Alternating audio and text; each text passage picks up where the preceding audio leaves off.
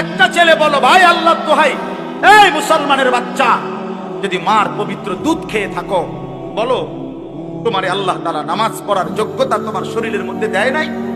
তাহলে বেঈমান নামাজ পড়ো না কেন? কেন নামাজ পড়ো না? আমি দাঁড় করে এখানে তো অসংখ্য ছেলে এখানে আছো, এখন চেহারা দেখলে বোঝা যায় তোমার ওই চেহারার মধ্যে তো হাইওয়ান আর জানোয়ারের চেহারা। যেই হাইওয়ান আল্লাহকে সেজদা করে না। আজকের এশার নামাজ পড়ো নাই, আজকের মাগরিব এক ওয়াক্ত নামাজ পড়ো নাই, এমন অসভ্য জঙ্গলি এখানেও তো বসে আছো। বেহায়া লজ্জা করে না? কেমনে ঘুমাইবি বেটা?